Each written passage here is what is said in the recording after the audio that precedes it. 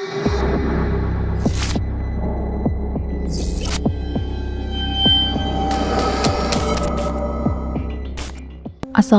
warahmatullahi wabarakatuh. Jumpa bersama saya Haza di channel Untung Ditonton. Bagi yang baru nonton, saya ucapkan selamat datang di channel ini. Semoga kita semua senantiasa diberi kesehatan dan dimudahkan dalam segala urusan. Amin, amin ya rabbal alamin. Nah sob, kali ini saya akan membawakan cerita yang ditulis oleh Mbak Nafila. Nah sebelum kita masuk ke ceritanya, jangan lupa subscribe channel ini dulu ya, agar channel ini lebih berkembang dan memberikan manfaat bagi kita semua. Tanpa banyak cakap lagi, yuk langsung saja kita masuk ke ceritanya. Hai, nama aku Sri Rahayu. Kalian bisa panggil aku Sri. Umurku 24 tahun saat ini. Aku lahir di kota Gudeg, tepatnya di Jogja, Jawa Tengah. Aku sudah bersuami dan mempunyai satu orang anak perempuan berusia 5 tahun bernama Elsa. Nah teman-teman, untuk sekedar informasi ya, nama di sini telah disamarkan. Karena untuk melindungi privasi dari narasumber itu sendiri. Kita lanjut ke ceritanya. Kejadian ini aku alami pada saat umurku masih 15 tahun. Di sanalah satu wilayah di Jogja di mana ada satu desa yang aku tinggali bersama keluargaku. Aku tinggal dengan jajaran rumah yang isinya hampir semua kerabatku. Jadi misalkan tengah itu rumahku, rumah kanan dan seterusnya itu rumah kerabat-kerabatku. Gambaran kampungnya itu luas, seperti perumahan, tidak seperti kampung-kampung pada umumnya. Mungkin hampir 11 rumah di kampung yang mana semua rumah itu rumah-rumah kerabatku. Tak pernah kulihat ada percikan kemarahan dari kerabat dan keluargaku atau dari keluargaku ke kerabat lainnya. Mbak Salam, ia salah satu kerabat dan memiliki suami yang kurang akrab dengan keluargaku, juga kerabat lainnya, bernama Mas Iwan. Mas Iwan merupakan satu-satunya yang beragama Islam dari keluarganya. Karena memang keluarga Mas Iwan itu beragama Buddha keturunan Cina. Dan Mas Iwan sendiri mu'alaf karena menikah dengan Mbak Salam yang beragama Islam. Kita selalu mengadakan acara pengajian bulanan di rumah Mas Iwan. Karena Mas Iwan sendiri terbilang orang yang cukup mapan dari segi materi. Tapi di setiap acara pengajian, Mas Iwan memang tidak pernah tampak walau acara itu dilaksanakan di rumahnya sendiri. Karena memang yang mengusulkan pengajian diadakan di rumah Mas Iwan ialah Mbak Salam, istrinya. Selain menjadi rumah yang paling tengah dari rumah yang lain, rumah Mas Iwan dan Mbak Salam ini terbilang rumah yang cukup luas. Kalau diukur, seluruh rumahnya bisa menampung mungkin kurang lebih 1.000 orang. Mbak Salam dan Mas Iwan saat itu merupakan pasangan suami istri yang masih istilahnya daun muda dan belum dikaruniai anak. Mbak Salam setauku wanita yang gemar belajar ilmu agama dibandingkan Mas Iwan yang kesehariannya hanya bekerja dan bekerja. Kebetulan ayahku dan Mas Iwan bekerja di salah satu kantor di Jawa Tengah yang sama. Ayahku tidak terlalu akrab dengan Mas Iwan, jadi setiap berangkat kantor walaupun searah dan dekat dengan rumah masing-masing. Tapi aku tidak pernah melihat ayah pergi ke kantor bareng dengan Mas Iwan. Kudapatkan dari cerita ayahku, Mas Iwan merupakan salah satu karyawan yang paling lama kerja di kantor itu dan mempunyai nilai persen yang tinggi jika ada pemilihan LK atau leader karyawan, dibandingkan ayah yang hanya baru bertugas beberapa tahun. Tapi kelebihan ayah itu selalu datang tepat waktu. Malah kadang-kadang datang ke kantor terlalu pagi. Dan juga memiliki riwayat dipuji oleh presiden direktur. Berbeda dengan Mas Iwan, yang kesehariannya selalu telat walau 15 menit. Tapi yang namanya kantor dan pekerjaan itu pasti mempunyai aturan tersendiri. Ditambah lagi, di kantor Mas Iwan memiliki riwayat kecerobohan dalam bekerja. Setiap break makan siang, ayah sering mendengar obrolan Mas Iwan dan temannya tentang keyakinannya terpilih menjadi LK saat pemilihan nanti. Karena presiden direktur perusahaan mengumumkan kalau nanti kurang lebih 1 bulan ke depan akan ada pemilihan leader karyawan baru. Ayahku sama sekali tak berharap lebih dengan posisi itu. Baginya, bekerja di posisinya yang saat ini pun beliau sudah sangat bersyukur. Beda dengan Mas Iwan, yang kelewat percaya diri akan terpilih menjadi LK. Sampai singkat cerita 1 bulan berlalu. Hari di mana hari yang ditunggu-tunggu para karyawan kantor tiba. Hari ini adalah pemilihan leader karyawan.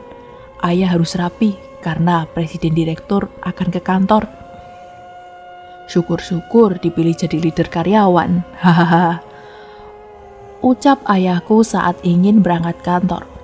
Kita berdua pamit ke ibu karena aku dulu kalau sekolah berangkat bareng ayah.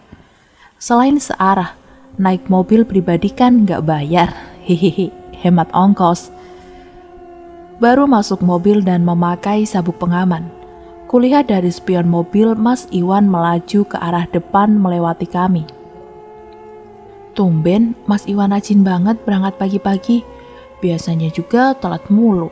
Ada pemilihan aja dia tuh cepat, ucapku. Hus jangan begitu sama saudara, jawab ayah.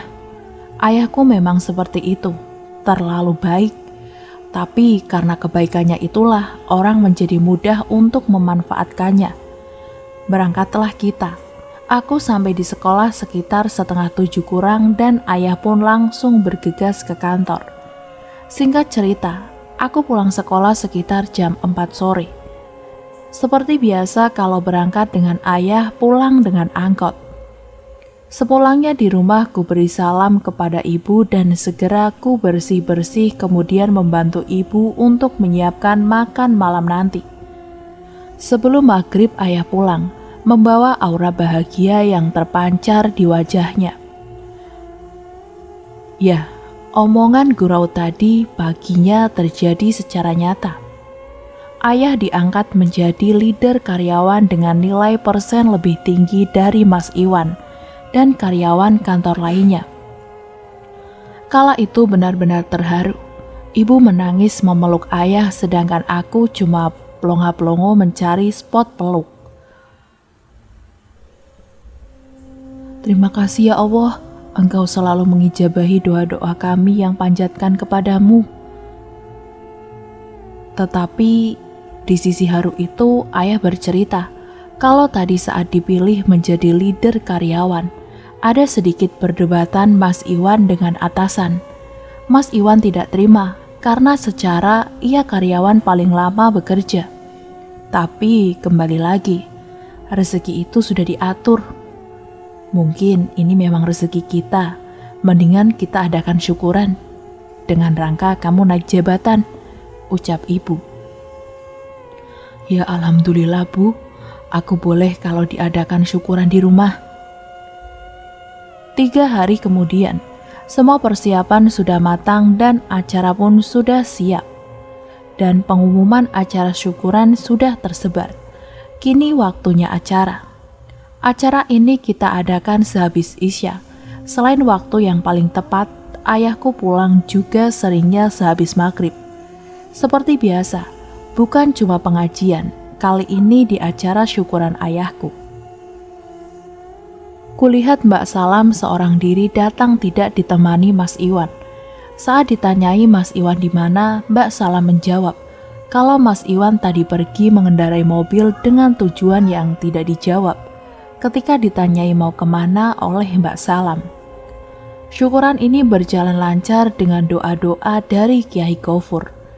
Kiai Gofur ini adalah seorang kiai yang mempunyai 1 padepokan di Jawa Timur, dan masih saudara dekat dengan ibu. Acara itu dipimpin oleh Kyai Gofar dengan hikmat. Acara selesai pada pukul 9 malam. Semua kerabat-kerabatku pulang beserta Mbak Salam dan para warga lainnya. Kecuali Kyai Gofur.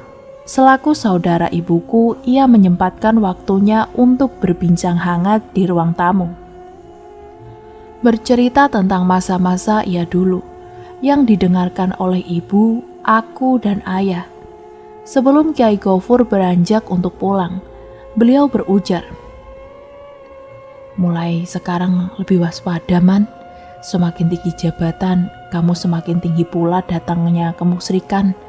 Jika nanti terjadi apa-apa dengan Rohman, tolong panggil saya, karena saya lihat sesuatu yang buruk akan terjadi di keluarga ini," ucapnya.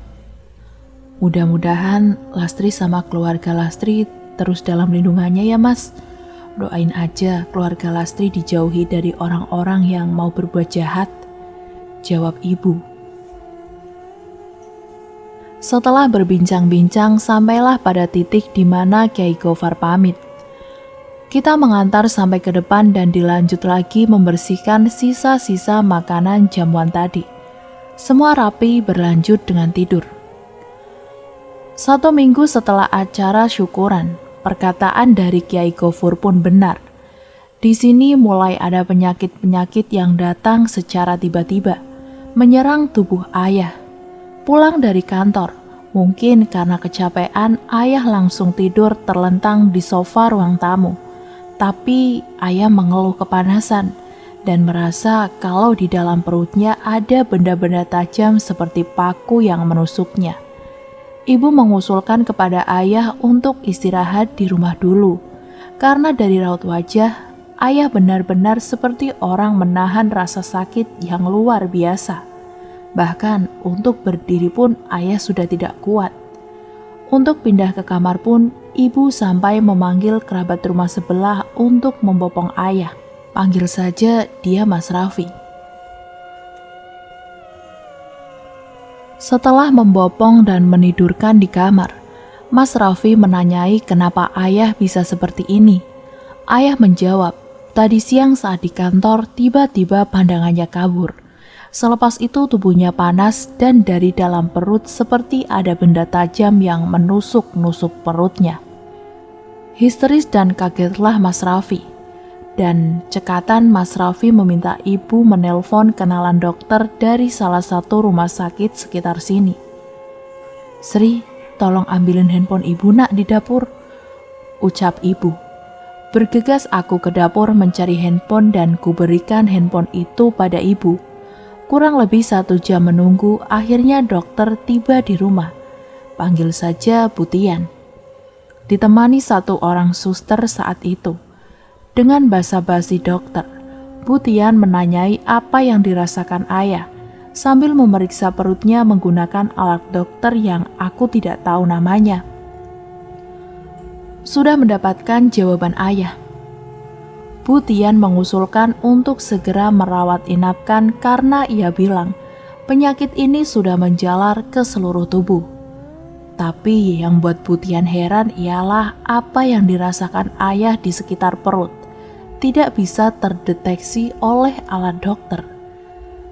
Ujar Bu Tian, "Ya sudahlah, apapun yang dijalani kalau itu yang terbaik dan untuk kesembuhan ayah," ibu mengiyakan.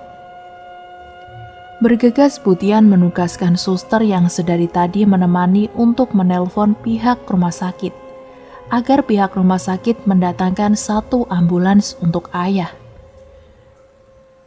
Dengan rasa cemas dan khawatir ibu dan tentunya aku, Mas Raffi mengusulkan agar kita menyusul ke rumah sakit untuk menemani ayah. Dikarenakan ibu tidak bisa mengendarai mobil, apalagi aku. Kala itu Mas Raffi lah yang menjadi penakluk setir. Dengan membawa istrinya yang juga ikut dengan kami, panggil saja Mbak Mira. Kita berempat mulai berjalan, keluar kampung memasuki jalan raya. Sekitar 30 menit akhirnya kita masuk gerbang rumah sakit. Ibu menanyai nomor kamar Pak Rohman atau ayah atau suaminya. Suster menjawab dan bergegas. Kita menghampiri ruangan ayah. Saat kami membuka pintu ruangan ayah, di dalam sudah ada 3 dokter sedang mengobrolkan sesuatu yang serius. Dan posisi ayah saat itu tidak sadarkan diri. Ibu menangis saat itu. Ia memeluk ayah sambil menanyakan ke ketiga dokter tersebut apa yang dialami suaminya kala itu. Kulihat dokter kebingungan karena terlihat dari raut wajah mereka seperti orang kebingungan. Salah satu dokter menjawab, "Kami masih menyelidiki jenis penyakit yang dialami suami ibu, dan kami akan berusaha semaksimal mungkin. Untuk saat ini biarkan kami yang mengatasinya ya Bu. Ibu berdoa saja agar Tuhan bisa mengembalikan keadaan," ucap salah seorang dokter. Selepas mengatakan itu, ketiga dokter tersebut pamit keluar ruangan dan menyuruh agar kita semua siaga jika ada respon apapun dari ayah. Malam semakin larut. Mas Raffi mengusulkan untuk kita pulang terlebih dahulu dan dilanjut besok kembali. Dengan rasa terpaksa dari wajah ibu, ia setuju dengan usulan Mas Raffi. "Kita semua pamit, besok aku balik lagi. Kamu yang kuat ya." Sambil menangis dan mengelus rambut ayah, itulah kata-kata yang keluar dari mulut seorang ibu dan istri yang tulus.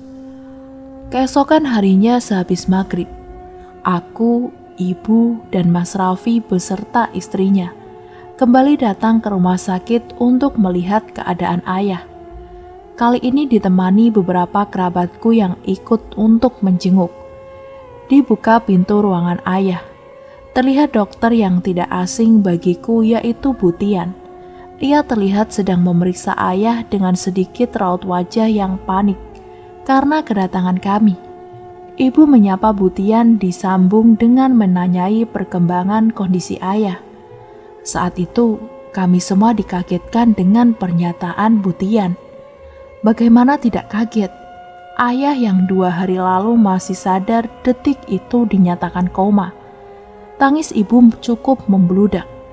Ia kaget tidak percaya atas pernyataan yang dilontarkan Bu Tian mengenai kondisi ayah.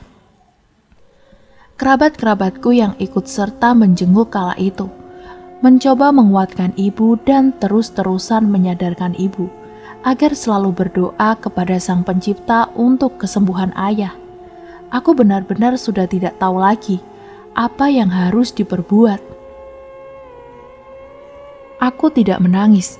Aku tidak menangis secara kasat mata, tapi secara batin aku menangis sejadi-jadinya. Aku takut ayah meninggalkan kami. Aku takut ayah tidak kembali.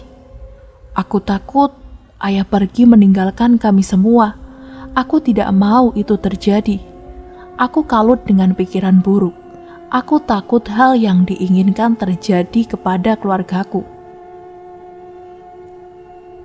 Berjam-jam berlalu, kerabat serta Mas Raffi dan istrinya pamit pulang, sedangkan ibu menginap untuk menemani ayah. Aku disuruh untuk pulang karena rumah tidak ada yang menjaga. Ya sudahlah, kita berpamitan ke ibu dan ayah yang tertidur pulas di atas kasur. Hari-hari selanjutnya tak pernah kudengar ada kabar perkembangan tentang kondisi ayah. Aku benar-benar kacau saat itu.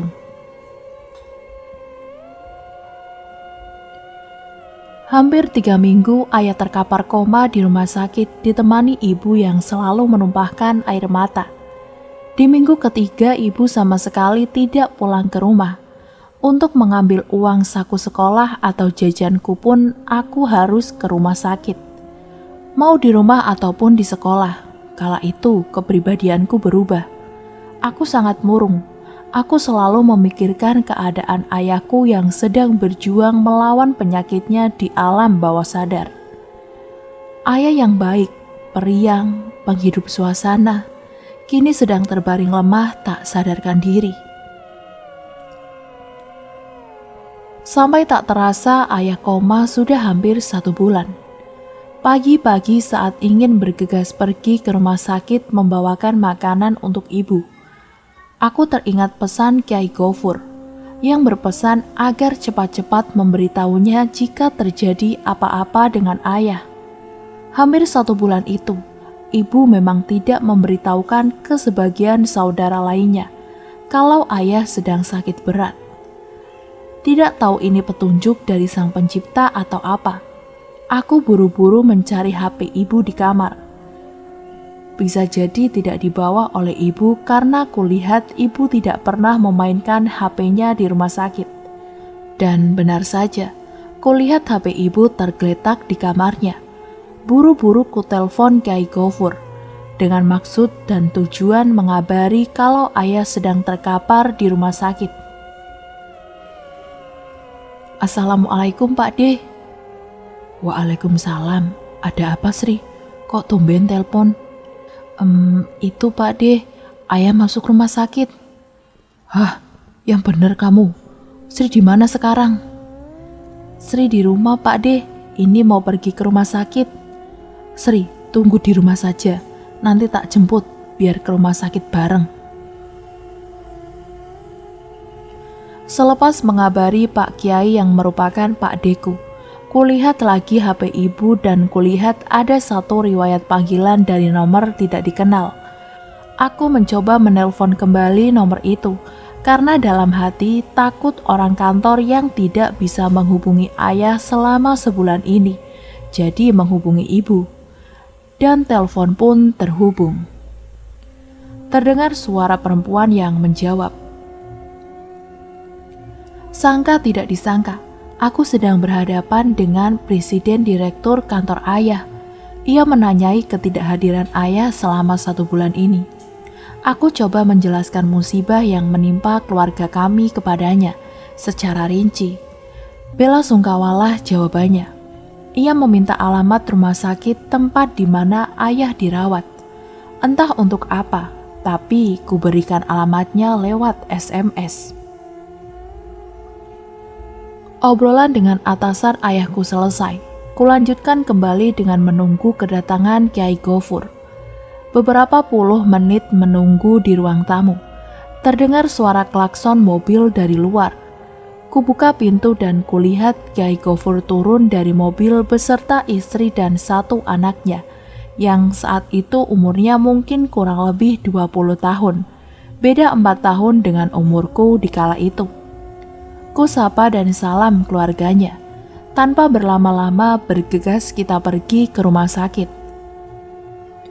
Singkat cerita, sesampainya di ruangan ayah, kami yang baru datang dikagetkan dengan keadaan fisik ayah. Butian, ibu dan 2 suster di ruangan itu juga tak kuasa melihat fisik ayah. Bagaimana tidak? 3 hari lalu terakhir ku jenguk ayah, tubuhnya masih normal. Masih terlihat bugar, dan 3 hari kemudian tepatnya saat ini, kulihat ayah sangat kurus dan parahnya selalu keluar paku-paku yang berukuran kecil dari area perut dan lehernya. Ini tidak pernah kubayangkan sebelumnya. Ini di luar akal sehat manusia. Apa ini musibah yang menimpa keluarga kami ya Tuhan? Ucapku di dalam hati. Terlihat ibu dan Butian tidak memperdulikan kehadiran kami. Mereka sibuk mengumpulkan paku-paku yang berjatuhan dari tubuh ayah. Berbeda dengan kedua suster, mereka menyapa kami. Kyai Gofur yang melihat kejadian itu langsung memarahi ibu. Saya kan sudah bilang sama kamu Lastri, kalau terjadi apa-apa dengan Rohman, cepat-cepat bilang sama saya. Penyakit ini tidak akan bisa ditangani oleh senjata medis. Sudah, biar saya yang urus. Tapi sebelum itu, lebih baik izin untuk pulangkan ke rumah saja, biar saya lebih leluasa mengobati Rohman. Ibu meminta maaf kepada Kyai Gofur dan segera meminta izin untuk dibawa pulang. Tanpa pikir lama pihak rumah sakit mengizinkan ayah untuk dibawa pulang. Karena mungkin pihak rumah sakit sudah tidak tahu harus berbuat apa lagi kepada ayah. Tapi di sini ada kendala soal pembayaran. Kembali lagi, kita dirikuhkan oleh biaya keseluruhan rawat ayah yang begitu menggelegar. Aku mengusulkan untuk meminjam uang Mas Iwan dan memberikan HP ibu yang ketinggalan di rumah.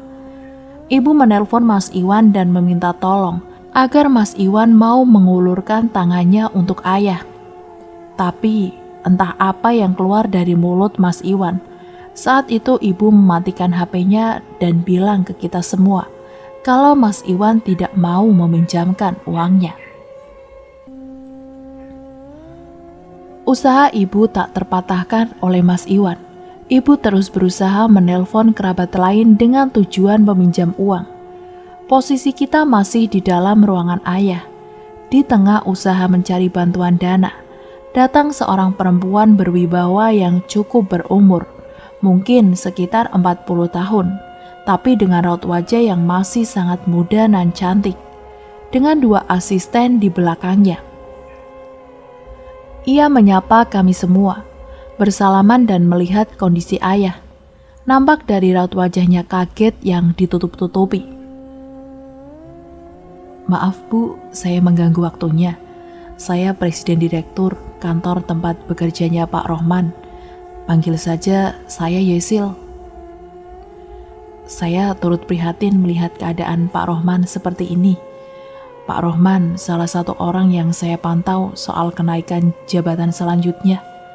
Karena selain prestasi, nggak tahu kenapa, kalau ngobrol sama dia berasa ngobrol dengan sahabat sendiri. Ucapnya. Untuk masalah biaya, Ibu tidak usah khawatir, biar saya yang akan mengurus semua pembayaran Pak Rohman. Saya hanya ingin kesembuhan Pak Rohman dan melihat Pak Rohman memimpin karyawan-karyawan lagi di kantor. Kalau begitu, saya pamit Bu, Pak. Saya cuma ingin melihat kondisinya. Tambahnya lagi, beliau pun pergi meninggalkan kita semua. Rasanya lega saat itu. Di situ aku sadar kalau tadi aku tidak menelpon nomor itu, kami tidak akan dibantu oleh Mbak Yesil. Singkatnya, kami kembali ke rumah siang hari. Ditidurkannya ayah di ruang tengah. Jumlah kita sekarang yaitu aku, ibu, ayah, Kyai Gofur, istrinya, dan anaknya. Kulihat Kyai Gofur memegangi tangan ayah dengan mata terpejam. Baru-baru ini aku ketahui kalau apa yang dilakukan Kyai Gofur dulu ialah ilmu penerawangan batin. Semua terdiam dan terfokus melihat Kyai Gofur. Di tengah-tengah penerawangannya, kami semua dikagetkan oleh Kyai Gofur yang tiba-tiba seperti orang tertusuk pedang di area perut dari area belakang. Tapi tidak ada pedangnya. Ia tergeletak di lantai lalu memuntahkan darah dari mulut dan hidungnya. Darahnya sangat kental seperti putih telur.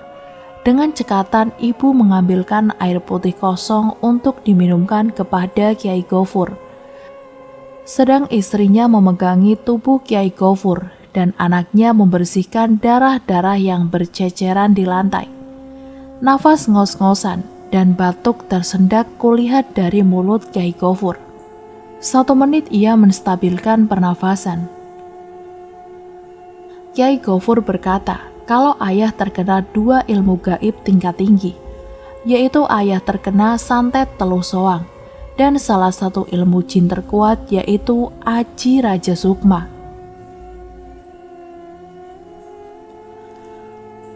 Teluh soang adalah santet tingkat tinggi yang diisi Banaspati dan Gendruwo di dalam ajiannya. Banaspati itu sendiri jika dikirim sengaja ke seseorang oleh dukun, maka akibatnya orang yang dikirimi Banaspati akan jatuh miskin secara perlahan dan sakit seperti yang dialami ayahku. Keluar paku dari dalam tubuhnya dan kepanasan. Dan Gendruwo, jika dikirim sengaja oleh seseorang maka akibatnya orang yang dikirimi Gendruwo jiwanya akan dimakan secara perlahan hingga kehilangan akal sehatnya dan menjadikan orang itu kejiwaannya hingga sampai kematiannya. Tapi sebaliknya, jika orang yang dikirimi genderuwo itu bisa melawan, maka senjata makan tuanlah jadinya. Genderuwo akan berbalik menyerang kepada sang pengirim. Aji Raja Sukma, ilmu sihir dari jin dengan tingkatan yang sangat tinggi, bahkan tidak sembarangan orang bisa menguasai ilmu ini. Karena di dalam ajiannya dihuni oleh Raja Jin yang biasanya berumur lebih dari 5.000 tahun. Fungsi ilmu ini ialah mencuri sukma seseorang dan mengurungnya di suatu tempat tergantung dari sang pemilik ilmu ini, dan orang yang sudah tercuri sukmanya tidak akan bisa sadarkan diri sebelum sukmanya kembali menyatu ke dalam tubuh. Dan apabila ilmu ini digabungkan, yang bisa mematahkannya hanya orang berilmu dengan tingkatan lebih dari guru, atau orang yang memiliki darah dari raden-raden sesepuh terdahulu. Itulah yang dikatakan Kyai Gofur kepada kita semua, sembari nafas yang masih lumayan sulit diseimbangkan. Setelah menjelaskan panjang lebar, Kyai Gofur meminta air putih pada ibu lalu dibacakannya seperti mantra dalam bahasa Arab. Kyai Gofur menumpahkan air itu ke sekujur tubuh ayah. Ibu menanyakan apa yang dilakukan Kyai Gofur kepada ayah. Ia menjawab, air ini untuk menetralkan energi negatif yang merasuk diam-diam ke tubuh ayah. Sehabis melakukan itu semua, Kyai Gofur berpamit untuk pulang dan kembali lagi besok, karena ia mempunyai padepokan yang harus diurus. Selain itu, Kyai Gofur berniat ingin mengajak kenalannya yaitu Raden Saleh untuk membantu proses mematahkan santet yang dialami ayah. Ilmu ini terlalu tinggi, hebat juga ini dukun bisa menguasai kedua ilmu ini. Mas belum cukup kuat untuk melawannya. Besok biar Raden yang mengatasi ini. Kalau begitu, Mas pamit pulang ya, Las. Sri, ucapnya. Aku dan ibu pun mengantarkannya sampai halaman depan rumah. Belum beberapa lama Kyai Gofur pulang. Baru duduk menemani ayah, datang lagi seorang tamu tak diundang. Ibu menyuruhku membukakan pintu dan melihat siapa yang datang. Tak asing, Mas Raffi beserta istri dan juga Mbak Salam datang ke rumahku. Mereka mengetahui kalau ayahku sudah pulang dari rumah sakit. Ku persilakan mereka masuk dan kuarahkan ke ruang tengah di mana ayah tidur, dan ada ibu yang menemani. Selepasnya aku pergi ke dapur menyiapkan jamuan untuk mereka. Kami berbincang-bincang hangat saat itu.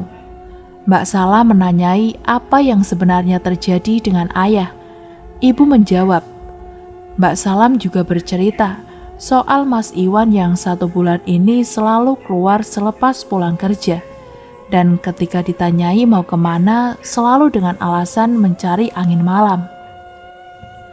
Bincang-bincang pun berlangsung begitu lama sampai di titik semua pamit pulang. Hari ini adalah hari terakhir kegelapan melanda ayah. Jam 9 atau jam 10 pagi, Kyai Gofur kembali datang ke rumah.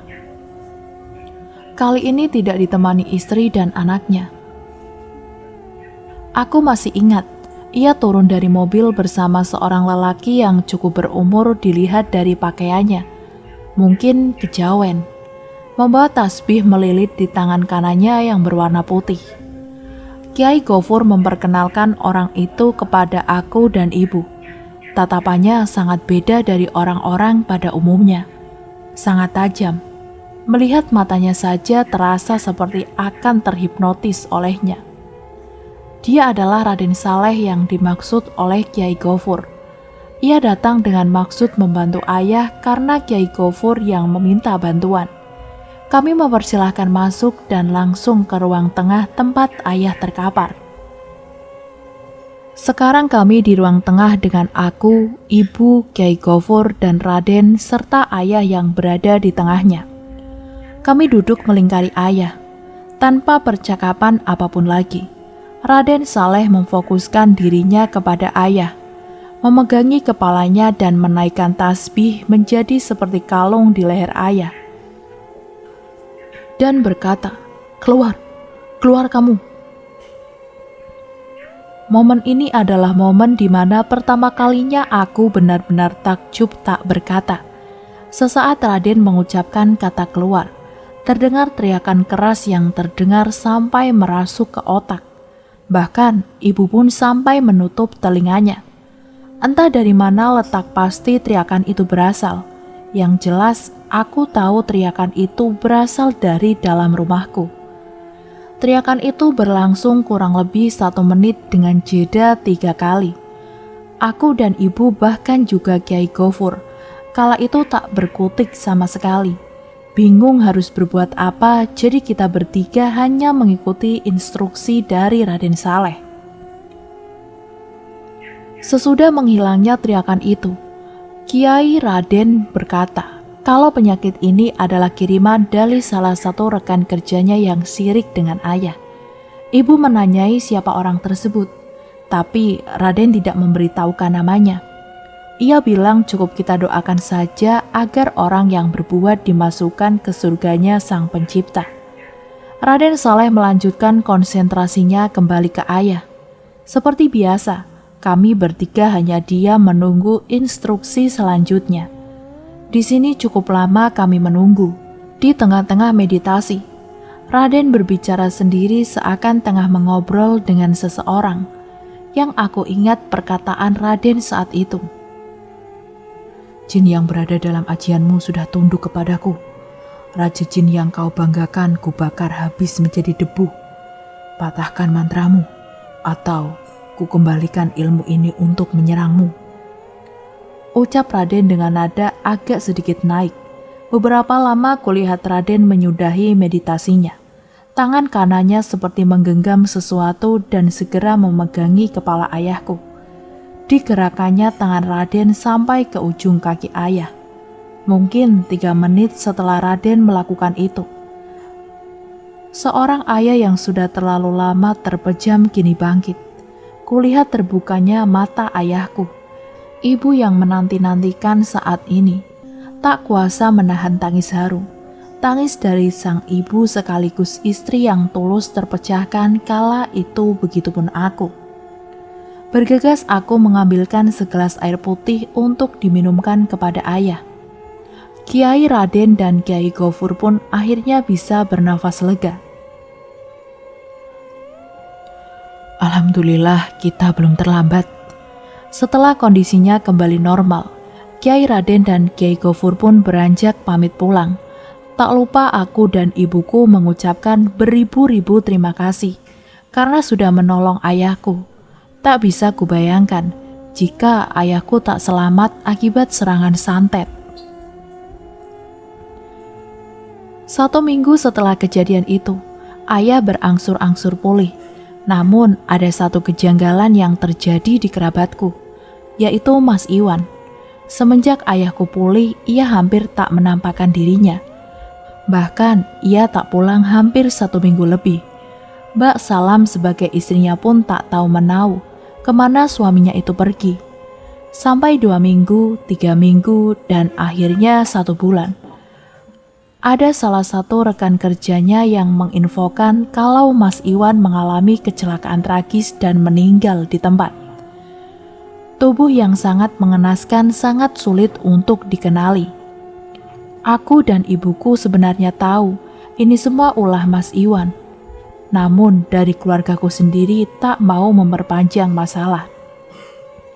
Dan terbukti bahwa karma itu ada. Aku sendiri tidak pernah berniat untuk menuduhnya. Aku selalu teringat perkataan Raden dulu. Jika ada yang menjahati kita, doakan saja semoga ia diberikan surganya Sang Pencipta. Namun yang namanya hidup di desa tak pernah jauh dari yang namanya gosip.